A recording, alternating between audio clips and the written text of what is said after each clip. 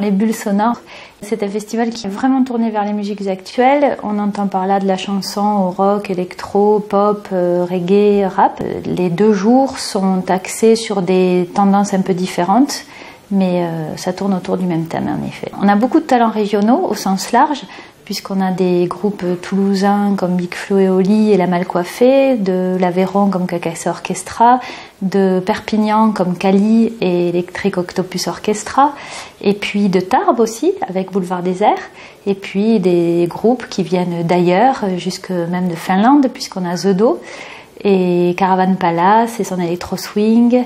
Nous avons Deluxe, très festif, et puis en électro, Ron, Étienne de Crécy, qui est une grosse référence électro, et Ron qui est en train de le devenir.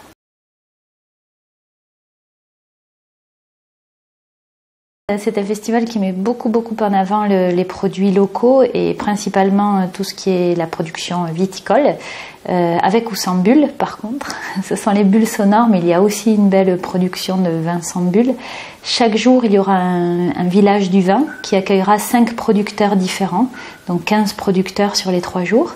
Et à vous de les découvrir, de venir déguster, de venir goûter tous ces vins. Et il y aura aussi des produits de la restauration évidemment sur place. L'association Voix au Pays, la Spédidam aussi, puis la mairie de Limoux et le département ont fait ce choix concerté avec le syndicat du Cru également pour avoir le maximum du potentiel des producteurs de vin qui sont occupés l'été ou en vendange en septembre et qui commencent à avoir un peu plus de temps, un peu libérés de leurs obligations professionnelles en octobre et peuvent se consacrer à l'événement parce que cet événement n'avait de sens que si toute la filière était impliquée dedans.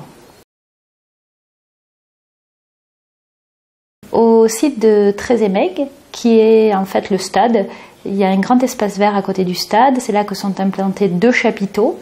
Alors même si l'arrière-saison est très clément, eh bien, il y a quand même des chapiteaux pour être à l'abri au cas où. Des grandes tentes aussi pour abriter le village gourmand, le village des vins. Et un camping qui est gratuit pour les détenteurs de billets festival, avec des sanitaires, une navette qui amène au centre-ville, voilà, quelques services festivaliers. On va sur lesbullesonores.com, on regarde attentivement le programme puisqu'il y a des jours payants, il y a des jours gratuits, il y a des gratuités pour les enfants de moins de 12 ans, il y a des réductions pour les gens de moins de 18 ans, des étudiants de moins de 26 ans, des demandeurs d'emploi et titulaires du RSA. Et puis on peut aussi prendre son pass pour 2 jours, c'est moins cher. Et profiter de tout le programme parce que ce sont les vacances scolaires. Elles sont un peu longues maintenant, les vacances de Toussaint, alors il faut s'occuper et puis pas trop loin de chez soi et pour pas trop cher. Et vu la densité du programme, ça me paraît être un bon filon.